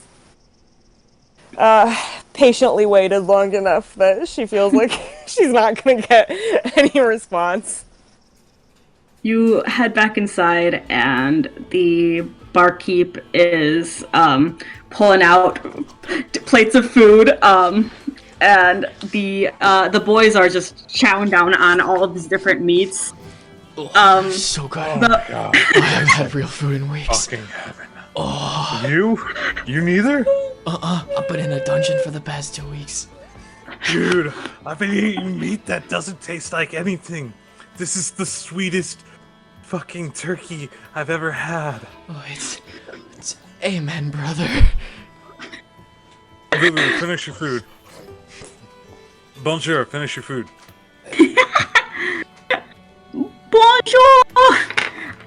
The barkeep looks at you and slides your plate towards you, Astrid.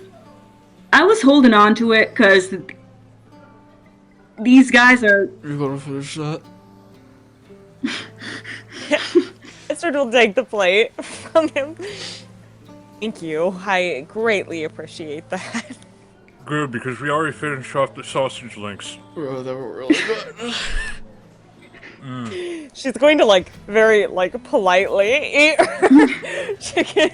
And it's so strange because Dante is, shoveling food down his face, yet it doesn't look like he's getting messy at all because of the illusion that's surrounding him.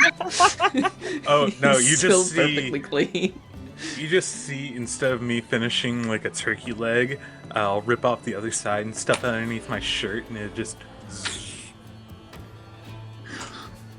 I'm going to And just pretend pull I out a didn't see bone. it. Oh my god. The seasoning's just right. But I'm starting to get full. The barkeep looks at you, Astrid, with like an eyebrow raised. You're not really the type to be traveling with people, let alone this. You know me. I carry out the king's command. He has sent me along with this one, and she'll point at Dante. And we found the other one on our way. So, not necessarily companions by choice. Definitely Here not. we are. Oh, Don't glare at Dante.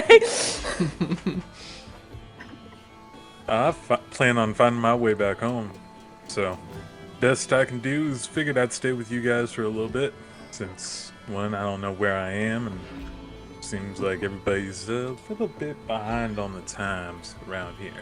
I was going to say the same thing. But yeah, I Yeah. am only here until I can find the rest of my crew. The pirate crew, and then I am out here. So Yeah. I wish I could say it has been nice knowing you both, but it really hasn't yet. But yeah, I'm really only here to get my friends and leave. Whenever it comes to transporters, I'd say if they got me here, I can finally find my way back. These are. I would just ignore what they're saying. The barkeep pours another glass and slides it towards you, Astrid. This one's on the house. I feel like you will need it. I have that feeling too. Just polishing off legs. She just chugs it and slams it. So, like, in front of us is like a full range of like picked apart food, and I'd just be like, alright, bonjour, it's all yours. Just pack-a-mans the entire thing. He gets up onto the bar and just starts nom nom nom nom nom. Like, and then he gets to the end and he's just like makes up. Yeah. All of you are just like, what? All right, so your total for your food is probably gonna run 17 gold pieces. Yeah, he's got the check. There you go. And what do you put in front of him?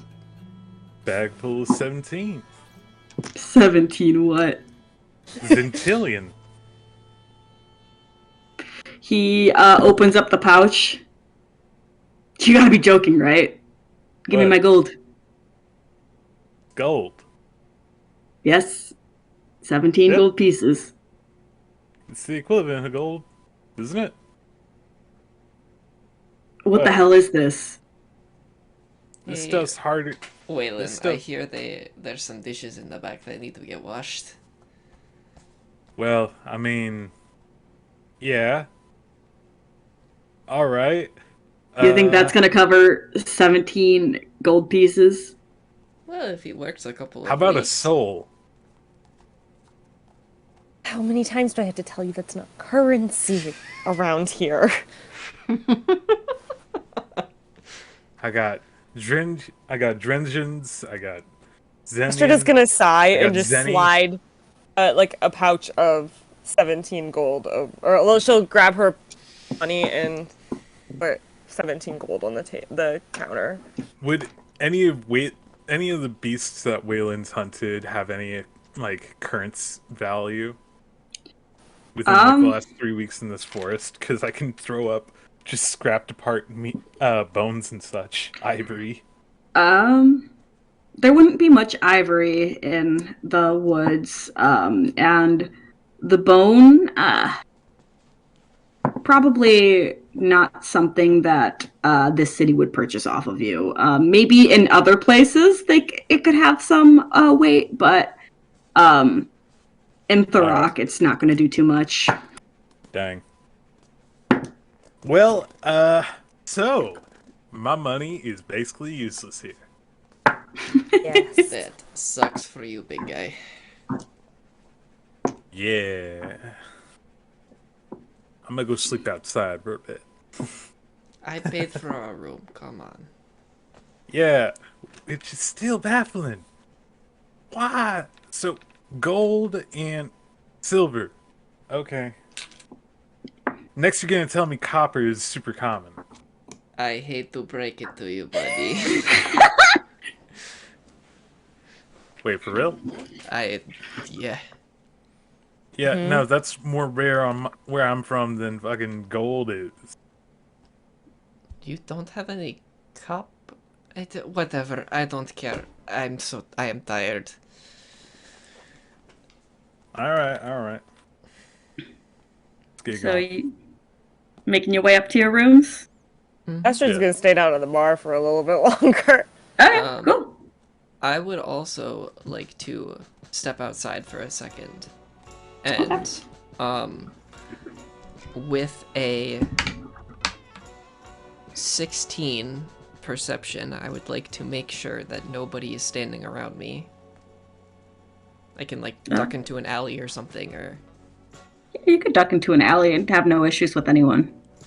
And I'd like to pull out the little gizmo from my pocket. To us, it would look like roughly what a walkie-talkie would look like. Okay. There's like an antenna on the top. There's a little box. It's a little bit like chunkier, and there's like a little coin slot at the bottom. And so Dante's gonna take a gold coin out, sort of put it in, sort of like a payphone, and he's going to mutter a short phrase in Infernal, and he's going to attempt to call his father. Okay. What does it sound like when you're waiting for someone to pick up on the other end? It would just be like softly vibrating. Mm-hmm. You get one soft vibration, and you then hear, "The number you have tried to reach does not exist." I like almost go to spike it and then realize it's my only one that I have, and then I'm like, maybe I just put it in wrong.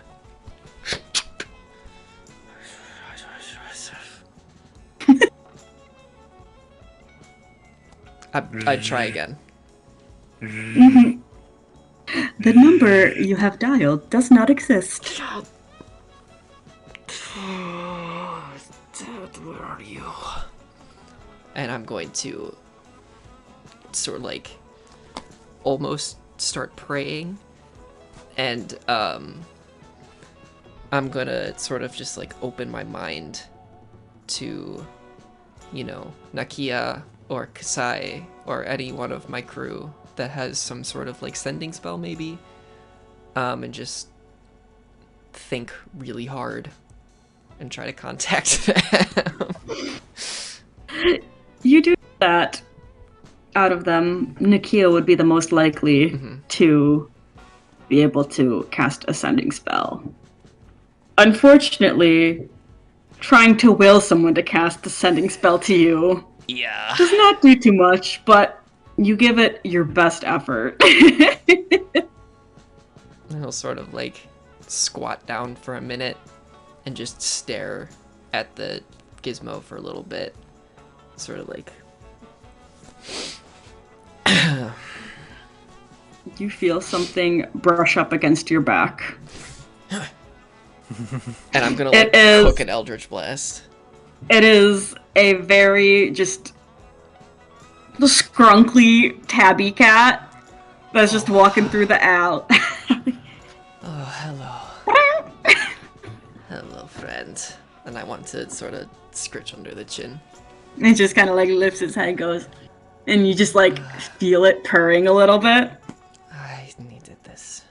Do you ever feel alone, Mr. Tabby? Yes. Yes, I do. Like you are a stranger in a strange land, and nobody understands you. I thought you would. Would you like to come with me? And I sort of like break off a little piece of chocolate and try to offer it to the cat. It like rubs up against your hand and then bites the chocolate. Oh, who's a good boy? Who's a good boy?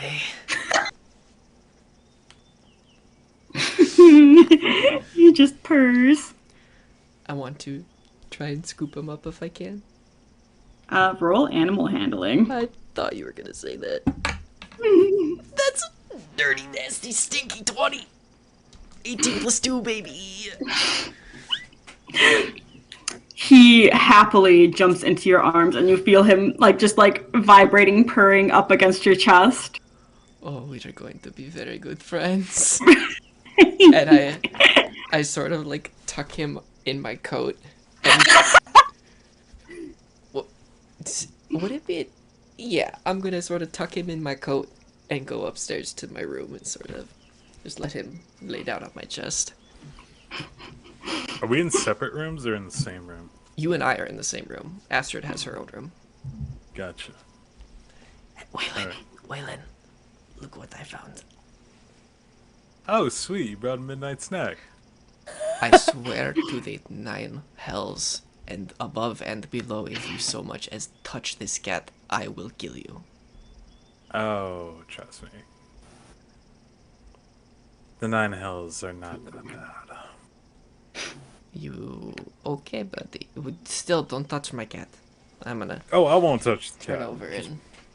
Make sure you put a cover over it. My pretties tend to get a little hungry sometimes, but don't worry, I fed them earlier. Don't touch my goddamn cat. I won't. You'll be fine. I am gonna have to open up a window real quick. I walk over to the window and just sort of lift up, pop open my poncho and just let a few of them come back inside and just rejoin, just like the rest of them just needed a snack.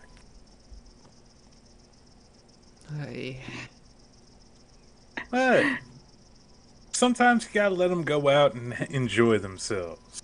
You know? Astrid, is there anything that you're doing before going up to your room? She's going to go back outside for a second. Yeah. And I roll perception to see if anyone's around. Yeah.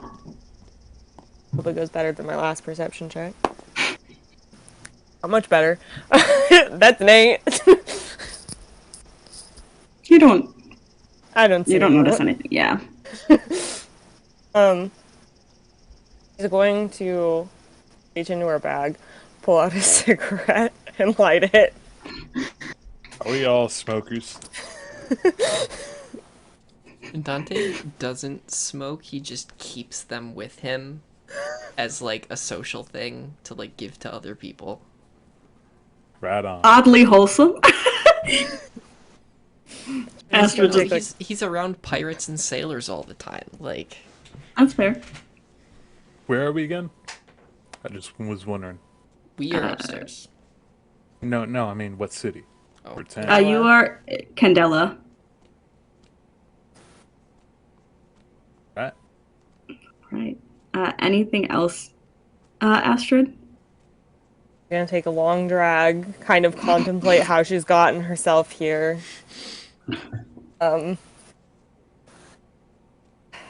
You fit them at my ass tweet. She's like, to outsiders, she would look clearly frustrated and upset. But she doesn't think there's anyone around, so to her knowledge, that's fine. Mm-hmm. And then she'll just kind of stub out the cigarette on the bottom of her boot and like drop it on the ground and head upstairs to her room. Awesome. And I think that this is a good place to end today's session. Yeah. That was so much fun. Oh my gosh. Oh no. I'm excited. Me too. Goodbye, everybody. Goodbye. Goodbye. Goodbye. We'll see you next time. Bye. Wait, are we actually leaving? We're just saying goodbye.